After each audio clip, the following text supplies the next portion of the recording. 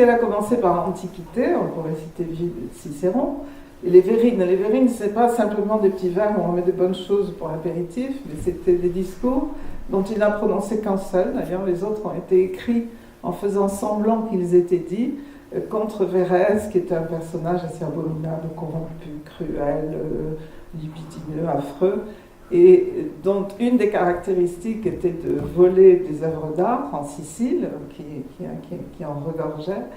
Et donc Cicéron a fait le procès à la fois, bien sûr, du vol et de la malhonnêteté et de la cruauté, mais aussi de l'aristocratie, en fait. Et c'était ce qu'il voulait, lui, chevalier, mettre en cause. Alors c'est intéressant parce que Verrès se défend, comme beaucoup de gens qui sont mis en cause, en disant mais ces œuvres d'art, je les ai achetées. Et Cicéron démontre que le prix auquel il les a achetées n'est pas leur valeur réelle et que bien sûr il les a extorquées sous la menace à des gens. Voilà pour les verrines. Alors, on va revenir un peu à l'actualité, au monde actuel, et on va commencer par une histoire drôle. Enfin, je ne sais pas si elle vous fera rire, mais enfin elle est supposée l'être. Qui, évidemment, aucune référence à des faits ou des personnes réelles, ça ne serait que le fruit du hasard. Alors, elle est un peu genrée aussi, comme l'affiche, là, parce que la corruption, là, on voit un homme en cravate, mais je pense que c'est répandu aussi dans les deux genres. Alors, c'est un ministre français qui reçoit un jour un homologue étranger, qui le reçoit chez lui. Et l'autre ministre, alors vous prenez le pays que vous voulez, alors vous avez l'embarras du choix, l'autre ministre dit mais c'est vraiment beau chez vous, des tapis, des œuvres de maître, une belle vaisselle, champagne, caviar, etc. Il dit mais un ministre français quand même, ça ne gagne pas tant d'argent que ça, comment vous faites? Alors le ministre ouvre la fenêtre, il lui montre l'autoroute qui passe en bas, et il dit voilà, c'est simple, 10%. Ah. Alors 2 ou 3 ans après, le ministre étranger reçoit le ministre français aussi, pareil, à domicile, pour lui rendre la courtoisie. Et alors c'est une demeure absolument magnifique, des robinets en or massif, du luxe partout, c'est extraordinaire. Le ministre français quand même un peu, mais là, vraiment, là, vous faites fort. Alors, comment faites-vous? Et le ministre étranger, il ouvre la fenêtre, il dit, mais c'est simple, il n'y a pas d'autoroute. Alors voilà. Alors, on va partir de là pour essayer de comprendre un peu les moralités, si j'ose dire, c'est peut-être pas le mot qui convient, les moralités de cette petite histoire. Et c'est ça qui va un peu structurer nos propos ce soir. La corruption, c'est facile à comprendre. 10%, l'autoroute, pas tant que ça finalement. Il y a de la corruption en France, mais c'est pire ailleurs, parce que vous avez bien noté que le ministre français était corrompu, mais que l'autre, de l'autre pays, l'était encore plus. Alors on va voir si c'est vrai, c'est un peu vrai, mais on a encore quelques progrès à faire. La relation publique-privée, source de tous les maux. Les chantiers, les marchés publics, on le voit ici avec l'appel mécanique, etc. Donc l'entreprise au cœur de la corruption, on va voir comment et pourquoi. Le politique, bien sûr, les dirigeants, milieu dirigeants, les politiques, le ministre, les élus, etc. Alors, tous pourris, tous menacés par la corruption. On va voir le lien entre corruption et démocratie. Et puis, on va essayer de voir un peu quels remèdes et lesquels, etc. Alors, la corruption, d'abord, c'est une notion très compliquée. On parle souvent de corruption comme terme générique pour parler d'une série de choses qui sont, en fait, pour l'essentiel, qu'on pourrait regrouper sous le nom de probité, c'est-à-dire des atteintes à l'intérêt général sous toutes leurs formes. Alors, dans le code pénal, vous allez trouver beaucoup de choses. La concussion, donner par exemple une exonération de taxes, utiliser ses compétences, par exemple dans le secteur public, trafic d'influence en utilisant sa position pour obtenir des avantages ou en octroyer, prise illégale d'intérêt. Un maire va, par exemple, faire modifier un plan d'urbanisme pour rendre un de ses terrains constructible et lui donner ainsi de la valeur, ou faire subventionner une association qui lui appartient, où il a sa famille. Favoritisme, qu'on appelle octroi d'avantages injustifiés, un marché, un pourcentage, un financement, ou pas d'ailleurs, mais un avantage qu'on donne à une entreprise. le pantouflage, le passage dans le privé d'agents publics, de cadres publics, le détournement de biens publics. Donc la corruption, en fait, en tant que telle, ne serait née qu'un phénomène où un agent extérieur intervient, hein, c'est comme le tango, il faut être deux, et puis qui permet l'obtention d'un avantage indu. Or, vous voyez que dans ces délits là, que je viens de décrire, il y en a qui ne donnent pas nécessairement lieu à un avantage. On peut faire du favoritisme, favoriser une entreprise qu'on connaît, sans avoir nécessairement de contrepartie personnelle. Donc la corruption, en fait, est limitée à un certain nombre de choses. Mais très souvent, on lui donne une définition beaucoup plus large. C'est d'ailleurs souvent le cas des conventions internationales. Alors je passe sur le fait que les définitions internationales ne sont pas les mêmes que les définitions françaises, mais bon. Ce qu'on voit aussi qui est intéressant et qu'on va retrouver dans mon exposé, c'est que dans probité, il y a une notion morale. La corruption, au contraire, en fait, est un élément objectif qu'on va constater, et on voit de plus en plus d'ailleurs maintenant qu'elle va davantage évoluer vers une notion économique, c'est-à-dire, et on le voit par exemple dans le délit d'avantage justifié, de favoritisme, pour l'essentiel, c'est en fait une rupture de la libre concurrence. C'est-à-dire qu'on donne un avantage à une entreprise par rapport aux autres. Alors ça, dans la sphère privée, c'est tout à fait normal. Vous faites repeindre votre salon, vous demandez 3 devis, vous choisissez l'entreprise, et puis si un an après, vous avez besoin de faire repeindre votre chambre, vous n'allez pas recommencer, vous prenez la même entreprise. Dans le secteur public, c'est pas si simple.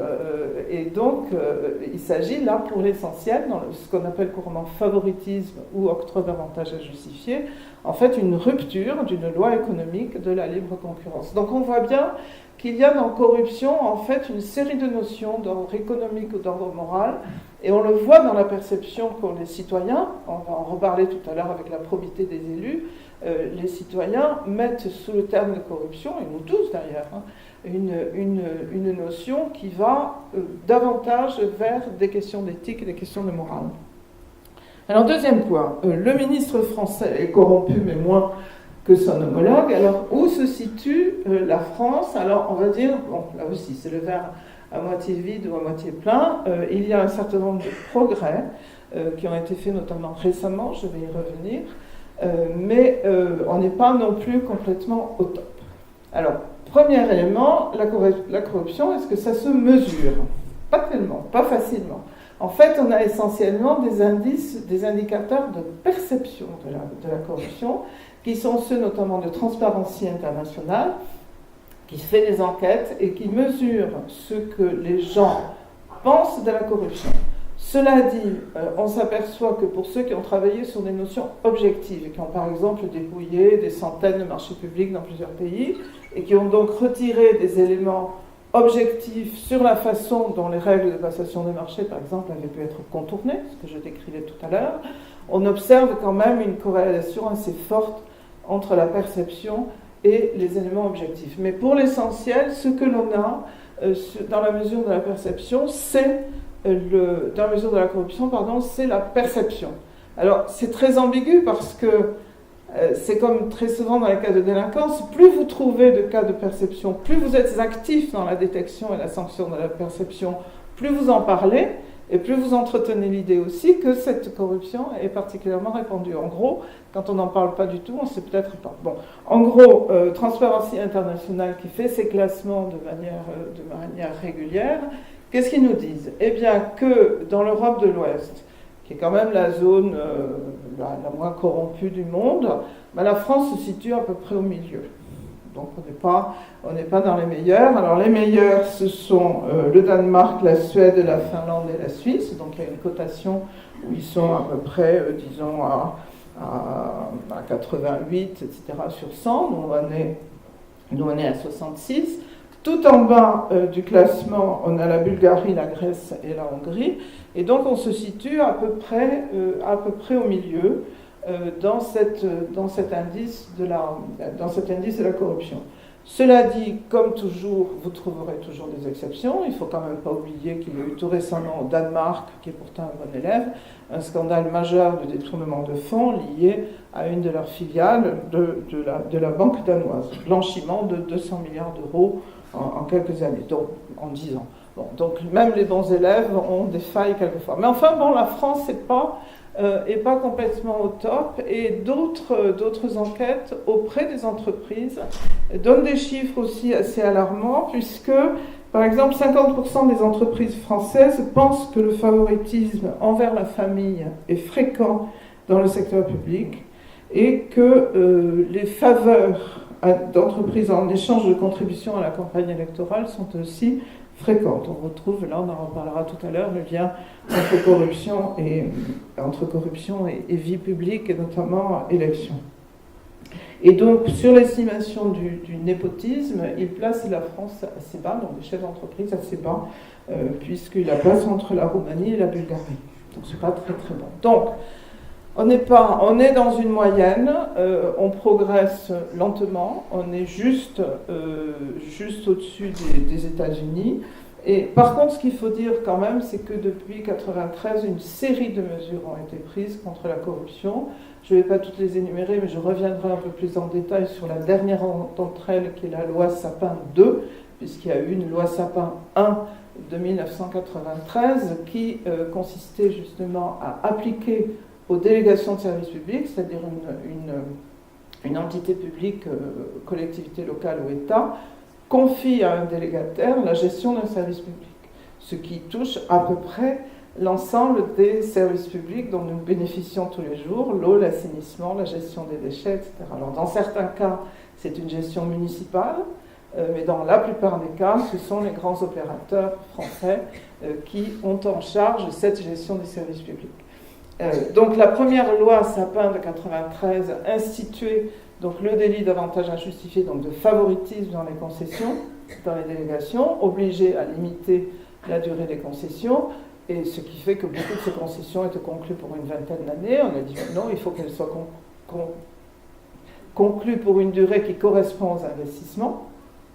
Et donc on a réduit la durée, et un des premiers effets de cette loi a été que la plupart des concessions ont été renouvelées juste avant que la loi entre en vigueur, de façon à pouvoir un petit peu maîtriser le dispositif. Donc ce qu'il y a eu plus récemment, donc, c'est des dispositifs de 2013 et 2016, avec la loi sur la transparence de la vie publique, la création de la haute autorité pour la transparence de la vie publique, donc un peu plus tard en 2017, la loi Sapin 2, qui a là introduit un certain nombre de dispositifs dans le code pénal et qui a modifié quand même sensiblement la gestion des marchés et des délégations de l'activité privée au sein des entreprises, en imposant notamment aux entreprises de plus de 500 salariés, quand même les plus importantes, de se doter d'un code de conduite,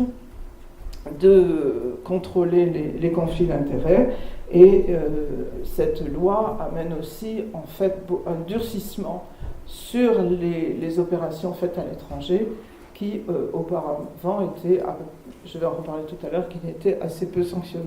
Donc on a quand même, dans toute cette période-là, juste 2013-2016, donc dans les années récentes, une série de dispositifs qui ont permis d'assainir à la fois la relation avec les entreprises et la relation avec les acteurs publics, aussi bien parlementaires que ministres, etc. Bon, je ne commente pas, vous avez ça dans l'actualité en permanence, avec les déclarations de patrimoine, etc., les contestations, et c'est un peu ce que je disais tout à l'heure, à la limite, on a peut-être davantage l'impression qu'il y a de la malhonnêteté chez les élus, tout simplement parce qu'on sait tout de suite, en fait, s'ils sont en règle avec leur déclaration fiscale, par exemple, puisque la haute autorité, qui est présidée par un magistrat, Nadal, la haute autorité fait tout de suite l'enquête, elle le fait même avant la nomination. Donc on sait très vite si M. Untel a une phobie administrative ou s'il a bien fait ses déclarations fiscales.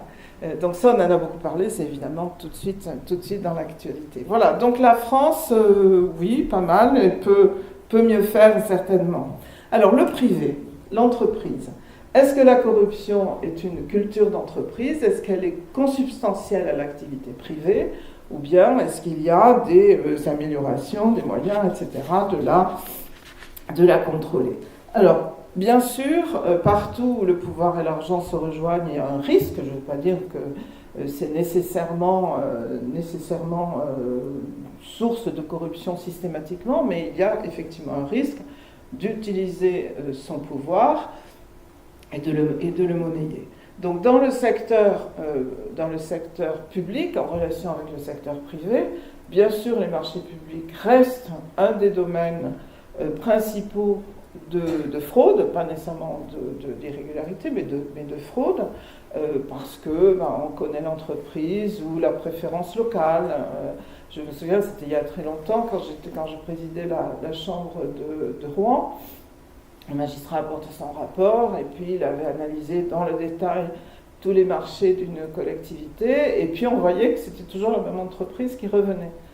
Alors on a regardé, on a analysé et on s'est dit est-ce qu'on envoie ça au juge judiciaire puisqu'on a la capacité à la cour comme dans les chambres régionales d'adresser notre dossier directement au parquet judiciaire. On a beaucoup délibéré, discuté, tout ça, puis finalement on a dit non. Et j'ai appris 3 semaines après que cette entreprise-là soutenait l'équipe de foot de la commune. Après tout, mais enfin, ils n'étaient pas très hauts, je me demande même s'ils étaient en D2, puis après tout, tant mieux pour les gamins, quoi. C'est pas si grave. Donc je pense qu'il y a aussi une gradation dans la corruption ou dans le favoritisme, et que bon, tant mieux pour eux, ils auront des maillots neufs. Voilà. Mais dans d'autres cas, effectivement, quand on avait le sentiment que les règles étaient systématiquement détournées, à ce moment-là, on transmettait le dossier au juge judiciaire. Après Rouen, j'ai présidé la chambre régionale de Marseille, où on était un peu plus actif dans ce domaine. Je crois qu'à peu près, je devais avoir un dossier sur 4 qui partait en face. Voilà. Donc là, il y a effectivement dans l'acteur privé, loin de moi bien sûr, l'idée de dire que tous les entrepreneurs sont corrompus ou ont une tendance à la corruption, bien sûr que non, mais le risque existe. Alors il se traduit ou pas, ensuite il se réalise ou pas, mais le risque existe. Et il faut quand même se rappeler que l'action publique se fait très largement, je vous l'ai dit tout à l'heure, en liaison avec le privé, et en particulier dans les collectivités locales. C'est pour ça que les souvenirs que je vous donne sont plutôt des souvenirs de chambre régionale. Et les transmissions d'ailleurs au parquet judiciaire sont davantage faites par les chambres régionales que par la Cour, puisque plus de 70% de l'investissement public en France est fait par les collectivités locales qui construisent des stades, des établissements scolaires, des musées, des médiathèques, etc.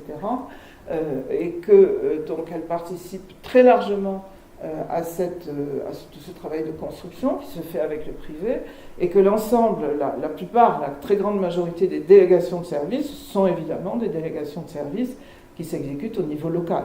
Vous le savez quand vous payez vos factures d'ordures ménagères ou d'eau. Et donc c'est bien dans le secteur local qu'on a le plus de cette relation avec le secteur privé, et que les élus vont être soumis à une obligation de régularité et de probité qui va être certainement, pas plus élevée que pour les parlementaires nationaux ou les ministres, mais différente, en liaison permanente avec ce secteur. Alors, il faut parler là, je crois, de la notion de lobbying, de groupe de pression. On l'a vu très récemment, là aussi on en parle de plus en plus. Ça veut dire quoi? Ça veut dire qu'une entreprise va chercher donc à obtenir des décisions favorables ou à orienter un processus législatif dans un certain secteur de façon soit à protéger ses propres intérêts, soit à protéger les intérêts du secteur dans lequel elle est. Alors ce qui est intéressant, c'est comment s'est constitué en fait ce phénomène des groupes de pression, comment il s'est fait reconnaître en tant que tel, et comment on peut faire la différence entre influence, au sens économique pour faire valoir les intérêts d'un secteur, et corruption. Alors ce qui est intéressant, c'est de voir qu'en fait, ce domaine s'est organisé par les acteurs eux-mêmes des groupes de pression de façon à se faire reconnaître. Alors il y avait ceux qui travaillaient dans les entreprises, c'est notamment l'association des responsables des relations avec les pouvoirs publics, donc ceux chargés au sein des entreprises de faire du lobbying, 1985. Ensuite, les conseils, les consultants, avec l'Association française des conseils en lobbying, donc les cabinets de conseil, en 1991. Et enfin, les avocats lobbyistes en 2011 qui se sont fait reconnaître. Donc il y a une forme en fait de reconnaissance institutionnelle des groupes de pression à travers une profession qui s'affiche comme telle, travailler avec les pouvoirs publics de façon évidemment à pouvoir influencer la décision. Ce qui en soi n'est pas illégitime puisque un secteur peut avoir des attentes, des préoccupations, des problèmes qu'il souhaite faire reconnaître quand un dispositif législatif est en cours.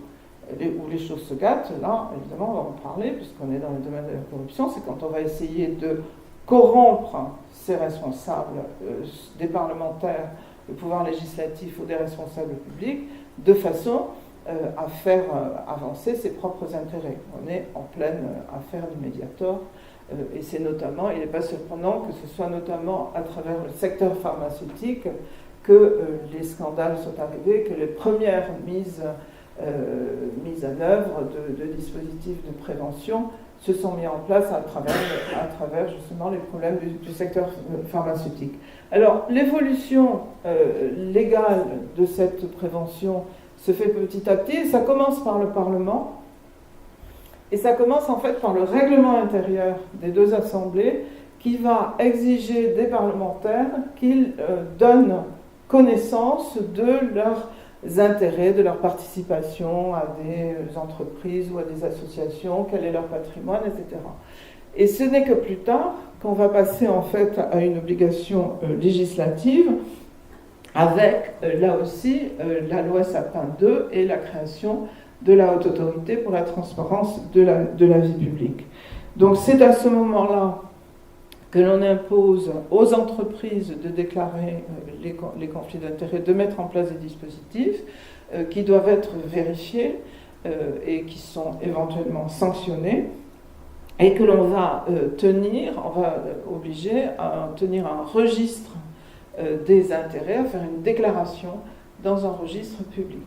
Alors ça, c'est un décret de 2017 qui va l'imposer, de façon à ce que les entreprises se déclarent. Alors, là aussi, je reviens à la France vers à moitié plein, vers à moitié vide. Ce registre existe, mais quand on le regarde de près, on s'aperçoit qu'il n'est pas très complet, que les plus gros n'y sont pas, qu'il comprend 816 déclarations, mais ça, en fait, c'est beaucoup moins que d'autres... 816 inscrits, beaucoup moins que, par exemple, l'Irlande, 1680, ou l'Union européenne, 11 160. L'Union européenne, j'en reparlerai tout à l'heure, a été plus en avance dans ce domaine-là, de la transparence, et en France, on s'aperçoit en fait que ces déclarations, ce registre ne contient pas, évidemment, toutes les déclarations d'intérêt qu'il devrait contenir de la part des entreprises. Bon, cela dit, les autres pays, le Canada aussi, a fait la même chose et reconnaît que c'est pas toujours facile. Ce qu'il faut dire aussi, c'est que Paris n'est pas le principal lieu intéressant pour le lobbying. Comme beaucoup de la réglementation se passe à Bruxelles, c'est surtout à Bruxelles que c'est intéressant, ou à Washington. C'est-à-dire que les groupes de pression, de façon toute naturelle, les entreprises vont aller là où se fait la loi, et où cette loi peut influencer leur secteur, voire les gêner, etc. On estime que les dépenses de lobbying sont à Paris de l'ordre de 10 millions, et à Bruxelles de l'ordre de 27 millions. Et aux États-Unis, à Washington, donc de l'ordre de 22 millions de dollars. Donc on voit bien que là, il y a en fait évidemment une convergence des intérêts privés, des groupes de pression, avec le lieu où se fait la loi. Alors, parallèlement à cette institutionnalisation donc, de la profession, il y a eu évidemment une montée des acteurs type ONG ou acteurs qui réclament davantage de probité. Donc on va avoir une tension en fait entre des professionnels qui veulent faire reconnaître un statut qu'ils ont de fait, et des entrepreneurs en fait de morale finalement qui vont être eux soucieux de faire valoir la probité. Alors on retrouve là bien sûr ATTAC, Anticorps, Transparency International, Regard Citoyen, Sherpa, etc.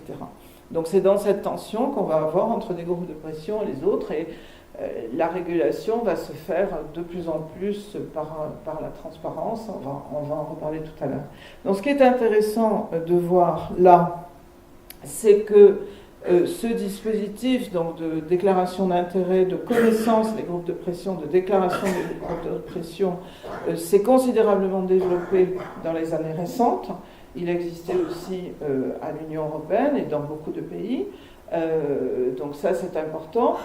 Que bien sûr, c'est imparfait, qu'on n'a pas encore toute la connaissance nécessaire de ces déclarations d'intérêt, et que ça n'évite pas, évidemment, les trous dans la raquette. On le voit à peu près régulièrement avec la participation de personnages publics à des activités privées, voire des scandales malheureusement récurrents dans certains secteurs comme le secteur pharmaceutique. Donc voilà, donc les choses là avancent un peu. Alors dans le secteur pharmaceutique, les obligations de déclaration étaient antérieures, même puisque le registre a été créé en 2011. Alors qu'en est-il, puisque là on a déjà mis un pied déjà du côté de l'international. Qu'est-ce qui se passe du côté de l'international dans les autres pays? Donc là il y a un petit dessin qui illustre parfaitement le rôle des groupes de pression aux États-Unis et leur poids dans les campagnes électorales, mais pas seulement. États-Unis qui ont un rôle quand même un peu particulier, un peu ambigu, parce que non seulement ils font la loi sur toute la planète, puisqu'ils vont par exemple poursuivre des entreprises qui, pour des actes délictueux, qui ont eu un lien avec le territoire des États-Unis, mais de manière quelquefois très minime. Il suffit d'avoir ouvert un site web pour qu'ils puissent, vous l'avez vu avec Huawei récemment, pour qu'ils puissent en fait poursuivre une entreprise dont ils considèrent qu'elle a eu des actions contraires aux intérêts des États-Unis. Tout leur système de campagne électorale est financé par le secteur privé de façon très très large. Vous savez qu'en France, on a des limites, des contraintes beaucoup plus importantes, et qu'ensuite, évidemment, on récompense ces entreprises-là. Le Quai d'Orsay n'existe pas aux États-Unis. Les ambassadeurs sont les ambassadeurs américains dans les pays sont généralement des gens qui ont soutenu la campagne du président et qui sont ensuite remerciés. Donc on a là en fait un rôle qu'on connaît bien les États-Unis, qui sont capables de faire la loi sur toute la planète, et eux-mêmes d'avoir des comportements que nous n'accepterions probablement pas en Europe de l'Ouest. J'ai découvert aussi, en travaillant un peu pour ce soir, que des universitaires de Harvard ont noté que les subventions américaines aux pays des membres non permanents du Conseil de sécurité de l'ONU, c'est-à-dire généralement des pays en développement, ces subventions américaines, aides à l'État, construction, etc., augmentaient de 60% pendant la durée du mandat, ça s'arrêtait après, de façon à pouvoir obtenir une position beaucoup plus favorable au Conseil de sécurité de ces pays. Voilà, donc les États-Unis, corrupteurs, corrompus, gendarmes de la planète, un peu tout ça, mais ils sont aussi quand même très significatifs, très emblématiques du poids du secteur privé dans la vie publique d'une manière que probablement nous n'accepterions pas. Alors, au niveau international, comment se passe, puisqu'on a déjà mis un pied là un petit peu du côté international, comment se passe la régulation? Autrefois, donc avant la convention de l'OCDE de 1997, quand une entreprise française obtenait un contrat à l'étranger même avec des manœuvres pas tout à fait légales, personne n'y trouvait à redire. On octroyait des pots de vin à un intermédiaire, etc. Donc on le payait pour obtenir un contrat. Bon, on rentre là complètement dans le domaine de la corruption. Mais, comme c'était à l'étranger, d'abord les pots de vin étaient déductibles fiscalement, donc c'est très clair. Et j'imagine, je n'y ai jamais été, mais j'imagine qu'on servait le champagne à la résidence de l'ambassadeur, parce que l'entreprise française, Cocorico, avait pu s'implanter dans un pays étranger. Et comme nos grands opérateurs sont présents dans le monde entier, de façon souvent très très efficace, eh bien, ces pratiques étaient évidemment extrêmement répandues. Depuis la convention de l'OCDE de 1997, que la France a ratifiée en 2000, ces pratiques sont interdites maintenant.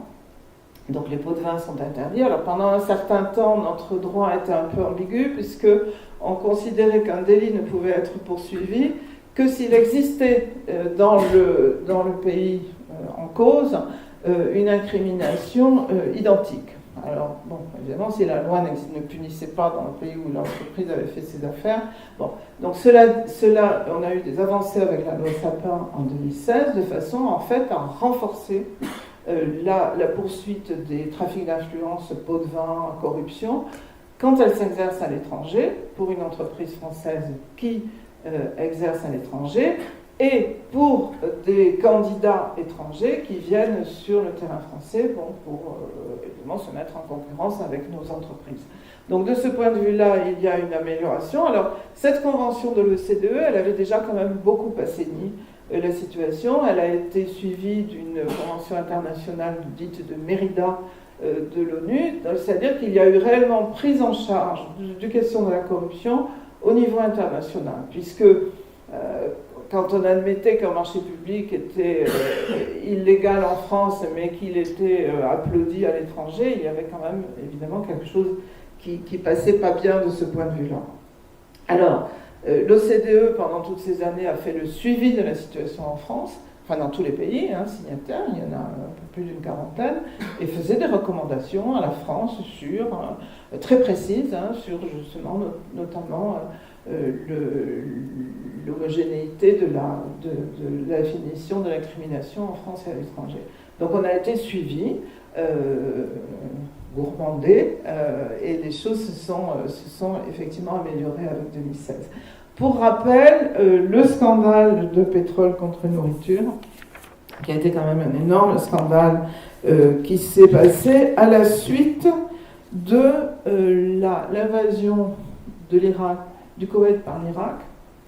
L'Irak a été mis au ban et on a contrôlé ses exportations de pétrole. C'est-à-dire qu'on autorisait à l'Irak d'exporter son pétrole que dans des conditions très précises et pour obtenir les denrées nécessaires à sa population, médicaments, nourriture, etc. C'est pour ça qu'on l'a appelé pétrole contre nourriture. Immédiatement, le gouvernement irakien a trouvé la parade et a demandé aux opérateurs qui voulaient du pétrole de rajouter 10%. Lesquels 10%, évidemment, allaient dans les caisses de l'OTAN, enfin, je ne sais pas trop, mais enfin bref. Et cela a duré de 1996 à 2003. 2200 sociétés ont été impliquées dans 60 pays et on estime les montants détournés à 1,8 milliard de dollars. Jusqu'au moment où les choses sont apparues, et une commission a été nommée aux États-Unis pour faire la lumière là-dessus, la commission Volcker, et ensuite les sanctions ont été prises en France. Total, l'entreprise, Total, 750 000 € d'amende, 2 ambassadeurs de France au tapis, l'un qui était l'ambassadeur auprès de l'ONU et un autre qui présidait un groupe d'amitié France-Irak. Alors pour mon malheur, j'ai été une fois au jury de l'ENA, et puis le président, c'était cet ambassadeur-là. Quand il a été jugé, il était déjà à la retraite. Quand je l'ai appris, c'était pas enfin c'est pas ma faute, mais bon, je trouvais que c'était pas vraiment l'image que je me faisais de la diplomatie française. Donc ils avaient trempé effectivement dans les affaires, et ils ont eu, l'un 50 000 et l'autre 70 000 € d'amende. Ils étaient à la retraite à l'époque. Bon, donc on voit bien que là, pour le coup, la corruption est allée loin, y compris dans des zones où on espère en principe qu'elle ne devrait pas arriver. Donc des scandales comme ça, il y en a encore récemment, Total, toujours lui, toujours la même entreprise, 2013, sanctionné, alors une amende par les États-Unis, pour avoir en fait versé 60 millions de dollars de pots de vin à des intermédiaires pour décrocher des contrats pétroliers et gaziers en Iran. Et donc ils ont dû payer 400 millions de dollars d'amende à la justice américaine. Alors là, on touche aussi une notion qui est intéressante en termes de droit, qui est-ce qu'il faut du pénal ou du civil? Est-ce qu'il faut punir ou bien faire rembourser les sommes? En France, on aime bien punir, on aime bien le pénal, nos avocats pénalistes, ils sont très célèbres, avec leurs grosses voix, tout ça.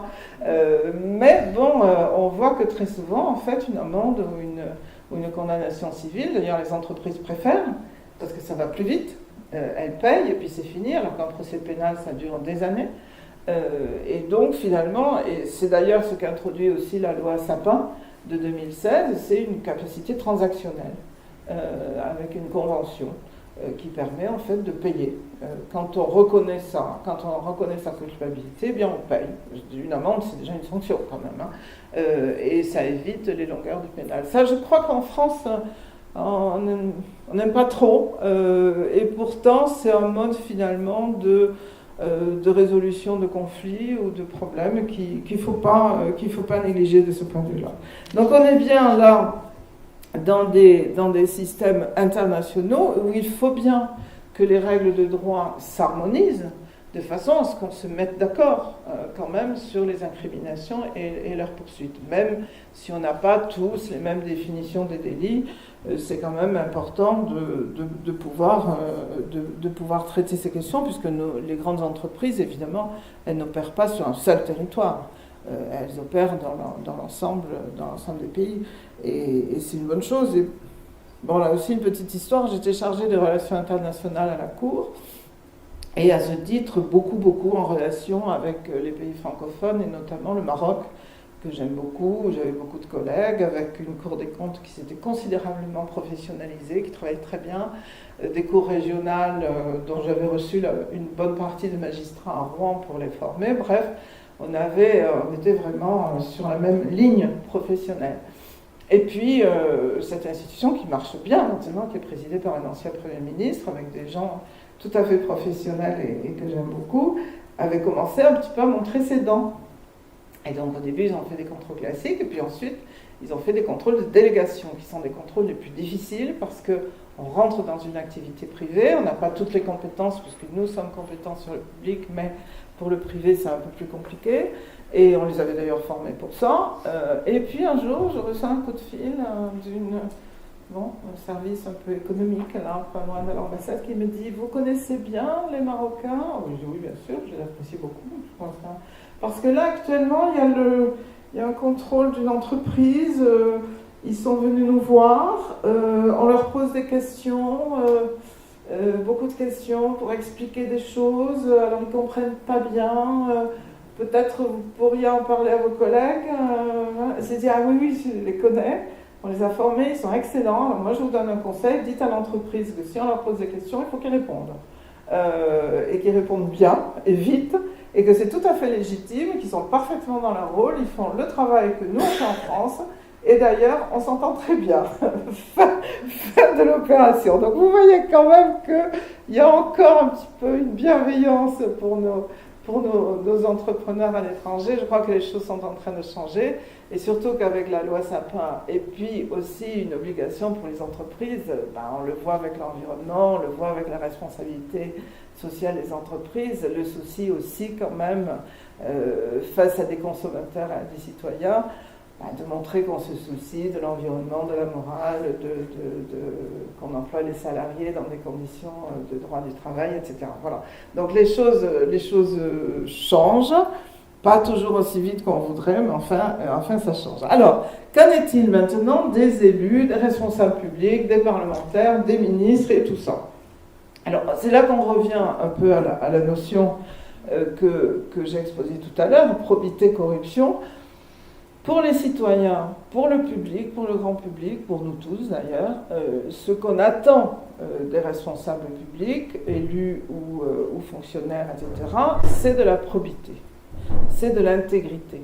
Donc ce n'est pas simplement une question d'être corrompu ou ne pas être corrompu, mais c'est dans leurs actes de faire preuve de probité et même quelquefois un peu d'austérité. Il y a quelquefois des exigences peut-être un peu excessives. Alors on l'a vu là récemment, on l'a vu, donc j'en parlais tout à l'heure, avec les premières déclarations d'intérêt dans le règlement du Parlement, puis des obligations de transparence, des obligations de déclaration, etc., des mesures donc de transparence et de contrôle, certaines récentes, suppression de la réserve parlementaire. La réserve parlementaire, c'était en fait une somme allouée à chacun des parlementaires dont ils pouvaient faire ce qu'ils voulaient.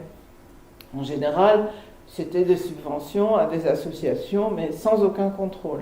Et bon, ça pouvait aussi s'associer à du clientélisme ou des choses comme ça, parce qu'après tout, ça permet aussi de cultiver son électorat pour l'échéance suivante. Interdiction des emplois familiaux pour les collaborateurs. Je ne vous fais pas de commentaire, une actualité récente de la dernière campagne électorale nous a suffisamment alerté sur le sujet. Prévention des conflits d'intérêts avec les déclarations. Et puis, donc, la haute autorité donc, de la transparence de la vie publique, que j'ai citée, qui donc impose une déclaration de patrimoine à tous ceux qui sont destinés à avoir des charges publiques, c'est à peu près 15 000 personnes, puisqu'il y a tous les maires des communes de plus de 20 000 habitants, les ministres, les parlementaires, etc. Et que ces déclarations de patrimoine sont publiques. Alors ça, c'est quelque chose qu'à l'Europe, on connaît très bien. Si vous voulez savoir combien j'ai d'appartements, vous regardez ma déclaration d'intérêt sur le site de la Cour des comptes. Et vous aurez la même chose pour les commissaires. Et vous voyez que, actuellement, les commissaires qui passent sur la sellette, c'est d'abord, ils passent devant une commission, la commission des affaires juridiques, qui vérifie leur déclaration d'intérêt et qui leur pose des questions. Sylvie Goulard a passé un sale moment, non seulement dans cette commission des affaires juridiques, mais aussi dans la commission spécialisée, puisqu'elle doit être nommée au marché intérieur, sur les assistants parlementaires qu'elle avait utilisés pour le MoDem et pas pour son activité de députée européenne, et ce contrat qu'elle avait avec un think tank américain. La totalité des élus du Front National de l'époque de la précédente mandature du Parlement européen, enfin peut-être pas la totalité, mais une bonne partie d'entre eux, utilisaient leurs assistants parlementaires pour leur activité politique en France, donc pas pour leur activité européenne. Donc on commençait à être mis en cause par le Parlement européen, qui leur a demandé des comptes, qui leur a demandé de rembourser, et d'ailleurs qui a prélevé une partie des sommes sur le salaire de Marine Le Pen et des autres. Nous, Cour des comptes, nous avons la possibilité de contrôler aussi ces déclarations. On avait fait des observations sans citer le groupe politique, bien sûr, mais en indiquant qu'il y avait des irrégularités, des problèmes de marché, etc. Donc cette question-là, le Parlement européen est très sourcilleux là-dessus. Si les parlementaires européens utilisent leurs collaborateurs pour autre chose que leur activité de député européen, eh bien ils doivent rembourser ou ils sont punis.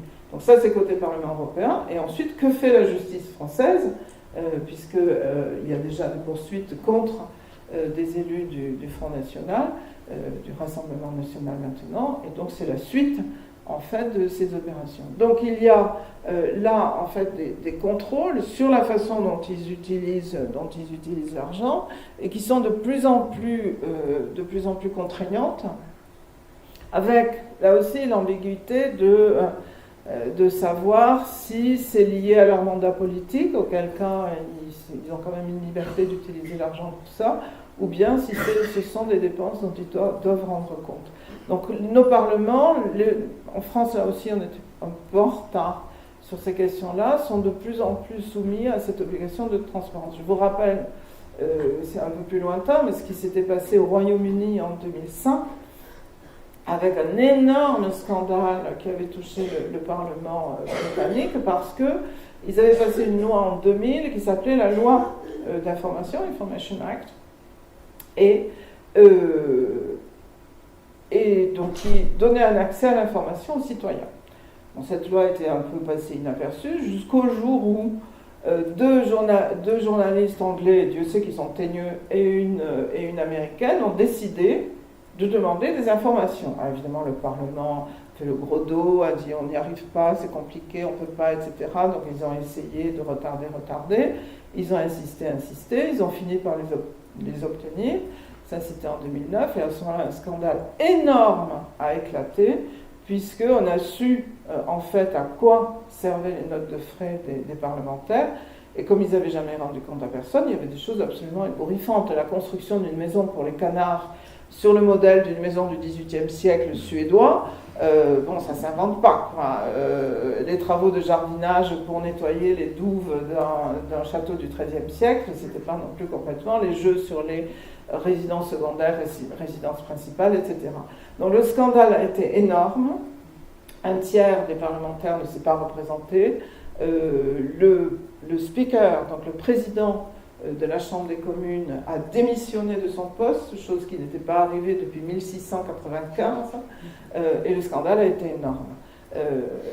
Résultat de ça, je vais en reparler tout à l'heure avec la transparence, je ne sais pas si c'est mieux, parce que maintenant, il y a une commission spécialisée qui épluche des dizaines de milliers de notes de frais à longueur d'année pour vérifier que ça répond bien aux obligations des parlementaires. Donc on est passé de l'opacité peut-être à un excès de transparence, mais on va en reparler. Chose importante aussi de la loi Sapin, la peine obligatoire d'inéligibilité. Alors ça c'est important parce que c'est effectivement l'arme nucléaire. Qu'est-ce qu'on peut faire de mieux pour empêcher un élu de nuire? C'est de l'empêcher de se représenter. Voilà. Comme souvent, je vais en reparler, les citoyens ne font pas le boulot eux-mêmes, il faut que ce soit les juges qui le fassent. Et donc ça a permis effectivement là aussi d'assainir, et vous voyez que par exemple pour Balkany une peine d'inéligibilité est prononcée. Alors la difficulté c'est qu'avec les délais d'une procédure pénale, évidemment tout ça est reporté, puisqu'il y a l'appel, et ensuite après l'appel il y a la cassation, donc pendant tout ce temps-là la peine ne s'applique pas. Mais voilà, autre problème, ce qu'on appelle les revolving doors ou portes tournantes, vous savez les portes à tambour, là on rentre dans un hôtel, on tourne. Que se passe-t-il quand un fonctionnaire, un élu, un responsable public quitte ses fonctions? Alors, est-ce qu'il peut aller n'importe où, n'importe comment? Réponse, non.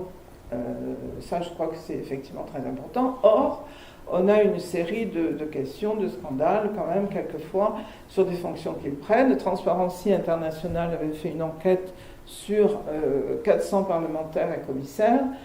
Alors, bon, 26, d'accord, c'est pas beaucoup, mais 26 avaient trouvé, en fait, immédiatement, dès leur sortie du Parlement, des postes dans des entreprises liées aux activités législatives du Parlement, donc des entreprises de lobbying. Un directeur de l'Agence du médicament était rentré le lendemain de sa sortie de fonction dans un groupe de pression chargé justement de travailler sur les évolutions réglementaires. Donc ces choses-là, bon, on avait mis en cause Barroso aussi, et ces choses-là, bien sûr, sont problématiques. Moi, on me demande de déclarer des activités extérieures, d'ailleurs, elles sont à peu près toutes interdites, et j'aurai encore un an où je devrais soumettre à la Cour des activités, et ils vérifieront qu'elles sont absentes de conflit d'intérêt et conformes à ce que j'étais. Donc cette question des portes tournantes et des revolving doors est très importante parce que ça suppose qu'on puisse contrôler après la sortie des fonctions. Ce qui est évidemment plus difficile. Alors là, vous avez une petite image, elle n'est peut-être pas facile à lire, mais elle représente en Allemagne les passages de postes gouvernementaux vers des postes privés, dans les deux sens. Donc le rouge, c'est le gouvernement, et le vert, c'est l'entreprise, et c'est tout des entreprises automobiles. Alors Opel, Volkswagen, BMW, etc. Donc Sigmar Gabriel, qui est ici, qui a été ministre des Affaires étrangères, quand il était ministre-président de Basse-Saxe, il siégeait en même temps au conseil de direction de Volkswagen. celui tout en haut là-bas, qui a été ministre des Transports, on le retrouve président du groupe de pression pour l'industrie automobile. Et quand on lui pose des questions, il dit mais c'est pour l'image de l'entreprise.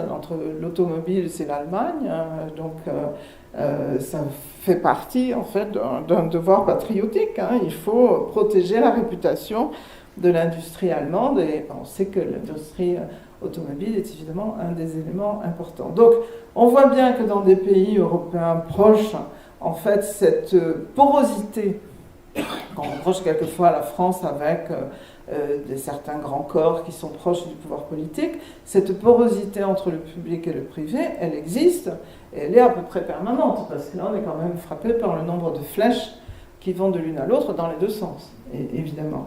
Et on avait beaucoup, rappelez-vous, quand même critiqué, moi ça m'avait énormément choqué, Gerhard Schröder, qui a été chancelier fédéral, qui donc à ce titre avait négocié le tracé d'un gazoduc en liaison avec la Russie, qui avait même cautionné un prêt d'1 milliard d'euros, et qui le lendemain de sa sortie de fonction est rentré au conseil de surveillance de Gazprom, où il est toujours d'ailleurs. Voilà, donc on a quand même cette question des sorties des responsables politiques vers des opérations privées qui jettent toujours un doute, parce qu'on se dit, pendant qu'il était aux affaires, aux responsabilités, est-ce qu'il a préparé sa sortie et quel lien avait-il avec le secteur qu'il a accueilli? Alors, donc la transparence, vous savez, je vous en ai beaucoup parlé, on dit ce qu'on fait, on dit ce qu'on a, on dit ce qu'on gagne, on doit de plus en plus dire des choses. C'est, je crois, un phénomène qui est dans tous les pays, qui a été très tôt dans l'Union européenne, avec des dispositifs sur la transparence dès 2006, en fait très tôt, plus tôt même encore, dès les années 90, pardon, mais qui se sont renforcés en 2006 pour imposer justement la transparence, la consultation, etc. Alors, on va reparler du citoyen. Mais ce qui est intéressant dans l'Union européenne, c'est que, vous savez que nous sommes tous citoyens européens, parce qu'on nous l'a dit, mais on ne voit pas ça tous les jours, en fait. On ne se comporte pas en citoyen européen tous les jours, on se comporte quand on vote, très bien, mais pour le reste du temps, on est citoyen de son pays, donc on est citoyen français. Donc la citoyenneté européenne, malheureusement, n'est pas une citoyenneté en acte, alors que l'Europe est extraordinairement transparente. Si vous voulez savoir ce que fait l'Europe, à condition de trouver où c'est, mais vous aurez toute l'information. Vous pouvez assister en direct et dans votre langue au débat au Parlement, aux auditions des commissaires, à tout ce que vous voulez. Tous les documents sont en ligne dans à peu près toutes les langues. Le problème est de les trouver, de les comprendre. Donc ça, c'est un autre sujet. Donc, donc en revanche, l'Union européenne fait beaucoup de consultations, notamment avant de dicter une directive ou un dispositif, et fait des consultations. Mais ces consultations-là, elles sont, elles se font un peu en vrac d'une certaine façon, avec pas vraiment de règles. Donc quand on le regarde de près, ce qu'on a fait nous dans un rapport de la Cour, on s'aperçoit que très souvent, un pays fait 80% des réponses.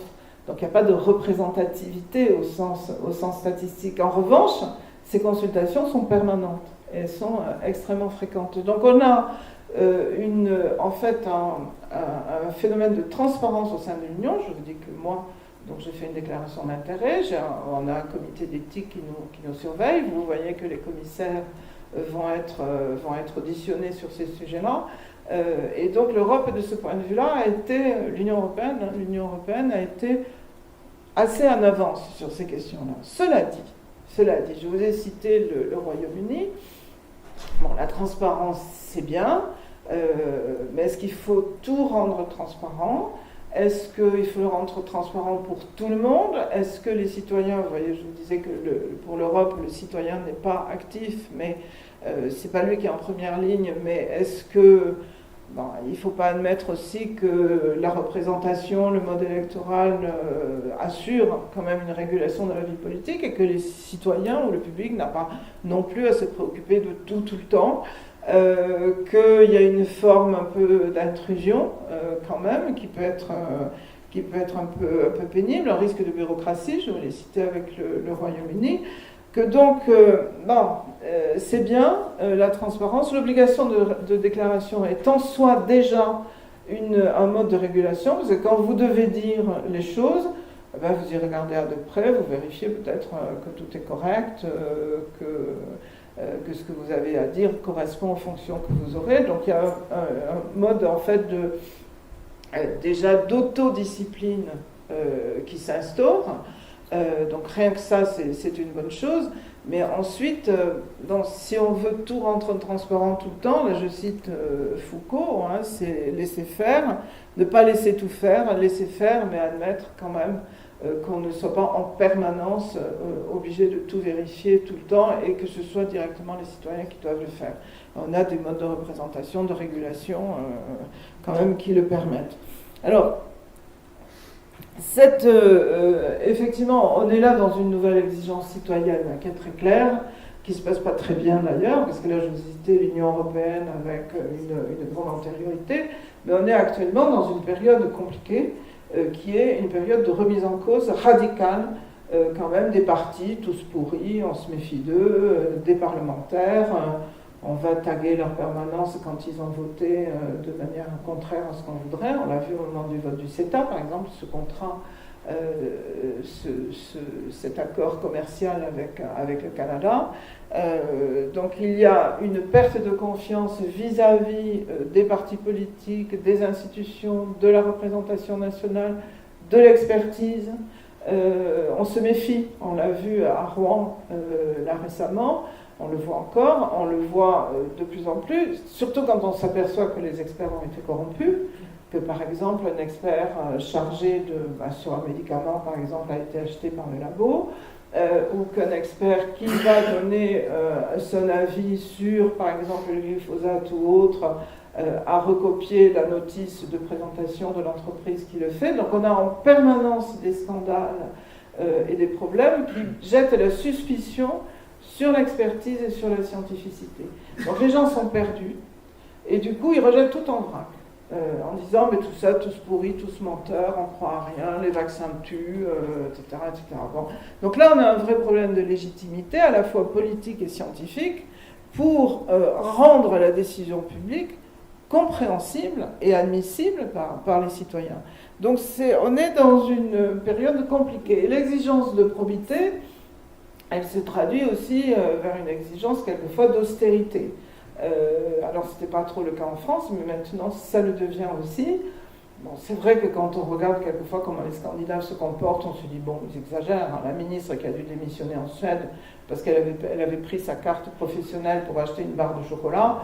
Bon, je dis quand même, là ça va peut-être un peu loin. Mais on a quand même cette espèce de défiance, toute dépense est condamnable, tout ce qui n'est pas dit est soupçonnable, etc. Donc il ne faudrait pas arriver vers une espèce de vie publique fondée sur le doute, le dénigrement, etc., qui est pas très bonne. On revient à cette notion morale, la probité, on va le retrouver dans les jugements. Et si on regarde les réquisitoires qui ont été prononcés, notamment à propos de Balkany et de quelques autres, qui sont « vous êtes élus, vous avez une responsabilité que vous a conférée le peuple, etc. Vous avez une obligation de probité. » Et dans le réquisitoire, on lit ceci, la corruption et la négation de la démocratie locale. Alors, il ne faudrait pas qu'à l'inverse, la démocratie locale soit la négation de la corruption, parce que je rappellerai que beaucoup de ces élus convaincus en fait de corruption ont été réélus magnifiquement, alors qu'on savait que leur gestion était pour le moins critiquable. La première observation sur Balkany vient de la Chambre régionale des comptes, qui l'avait mis en cause parce qu'ils utilisaient du personnel communal pour travailler à domicile comme femme de ménage. Donc on avait utilisé les armes qu'on avait à l'époque, c'est-à-dire pas grand-chose, mais tout ça a été quand même public. Les rapports de la Chambre régionale des comptes d'Île-de-France sur le Valois-Perret sont au vitriol, y compris sur les sociétés d'économie mixte qui servent un peu à organiser la régulation, notamment dans le domaine de l'habitat. Le Valois-Perret, bon, c'est une banlieue ouest chic de la région parisienne, prix au mètre carré de l'immobilier, 9 600 €, c'est-à-dire à peu près Paris. Donc, effectivement, pour les habitants, on vit bien, les appartements prennent de la valeur, donc il n'y a pas de raison, finalement. Et ils sont nombreux comme ça, à être réélus. Donc, la peine d'inéligibilité, moi, je la trouve parfaitement légitime, mais tant qu'à penser que les citoyens doivent se mêler de régulation de la vie citoyenne et de la vie politique, ils ont une première arme, c'est le bulletin de vote. Malheureusement, c'est la dernière à laquelle ils pensent. Bon, voilà, donc je pense que c'est effectivement quelque chose qui devrait être un peu plus présent dans la réalité. Alors, quels sont les remèdes à tout ça? Le juge, je vous en ai parlé, la transparence, je vous en ai parlé, un contrôle citoyen, bien sûr, avec ses intérêts, ses limites, bien sûr, les médias. Je rappellerai quand même que l'assassinat de 3 journalistes, une à Malte et 2, l'un était journaliste, mais il a été assassiné avec sa compagne en Slovaquie, parce que les 2, enquêtaient sur des questions de corruption dans leur pays. Donc les journalistes sont en danger de ce point de vue-là. Donc j'ai commencé par une histoire drôle, mais je finis en disant qu'on ne peut pas toujours en rire de la corruption. La question des lanceurs d'alerte, dont je n'ai pas parlé du tout, mais qui est aussi un des dispositifs de la loi Sapin pour protéger leur statut. Et vous avez vu dans les affaires récentes que ce n'est pas si simple, parce qu'on invoque le secret des France, le secret des affaires, qui avait été reconnu au Luxembourg dans un premier jugement et qui heureusement ensuite a été atténué à un appel. Mais en gros, on considère qu'un lanceur d'alerte porte atteinte au secret des affaires s'il divulgue des éléments liés à l'activité de l'entreprise.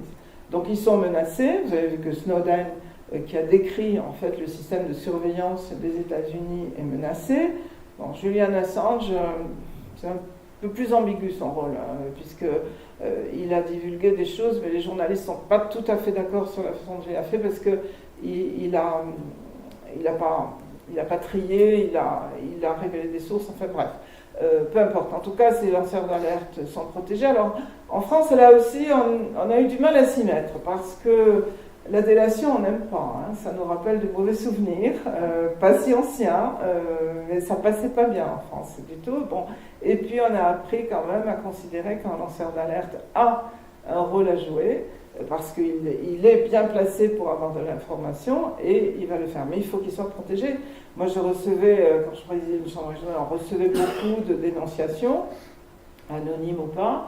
On n'en faisait pas grand-chose, à vrai dire, parce que c'était souvent, soit on n'était pas compétent au sens juridique, soit c'était pas très important. C'était pas vraiment notre rôle.